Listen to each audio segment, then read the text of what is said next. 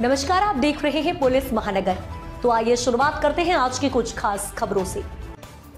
महाराष्ट्र में महायुति सरकार ने मराठी और अंग्रेजी माध्यम के स्कूलों में हिंदी भाषा को क्लास 1 से 5 तक के लिए अनिवार्य कर दिया। इसे लेकर महाराष्ट्र नवनिर्माण सेना MNS प्रमुख राज ठाकरे ने कड़ी प्रतिक्रिया दी है। उन्होंने विस्तार से अपनी बात रखते हुए कहा कि महाराष्ट्र में पहली क्लास से हिंदी भाषा पढ़ाने की अनिवार्यता को हम नहीं चलने देंगे। स्कूल पाठ्यक्रम में जो हिंदी की किताबें हैं उन्हें दुकानों में बिकने नहीं दिया जाएगा और स्कूलों में भी ये किताबें छात्रों में वितरित नहीं करने दी जाएंगी।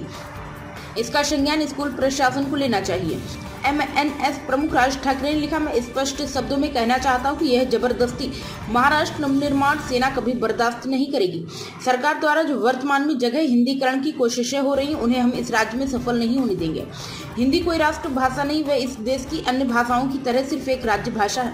तो फिर महाराष्ट्र में पहली कक्षा से ही क्यों पढ़ाया जाना चाहिए। उन्होंने आगे कहा, आपका जो त्रिभाषा फार्मूला है वह केवल सरकारी व्यवहारों तक ही सीमित रहना चाहिए, उसे शिक्षा तक नहीं लाना चाहिए। इस देश में भाषाई आधार पर राज्यों का गठन हुआ है, वह इतने वर्षों से चला आ रहा है, लेकिन अब अचानक दूसरी राज्य भाषा को महाराष्ट्र पर थोपने की शुरुआत क्यों हो रही है। राज ठाकरे ने कहा, हर भाषा सुंदर होती है और उसके निर्माण के पीछे एक लंबा इतिहास और परंपरा होती है और जो भाषा जिस राज्य की है उसका सम्मान उस राज्य में होना ही चाहिए।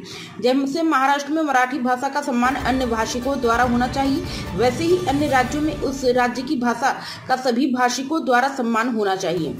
MNS प्रमुख ने आगे कहा, हम हिंदू हैं लेकिन हिंदी नहीं है। अगर आप महाराष्ट्र पर हिंदीकरण का लेप चढ़ाने की कोशिश करेंगे तो महाराष्ट्र में संघर्ष अनिवार्य है। उन्होंने सवाल उठाते हुए कहा कि हिंदी भाषा की यह जबरदस्ती सिर्फ महाराष्ट्र में ही क्यों?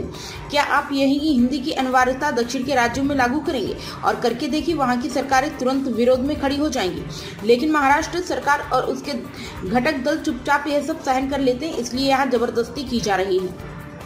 राज ठाकरे ने यह भी कहा कि महाराष्ट्र के अन्य राजनीतिक दलों को भी अगर मराठी भाषा थोड़ी सी भी निष्ठा है तो उन्हें इसका विरोध करना चाहिए। आज भाषा थोपी जा रही, कल कोई और जबरदस्ती की जाएगी।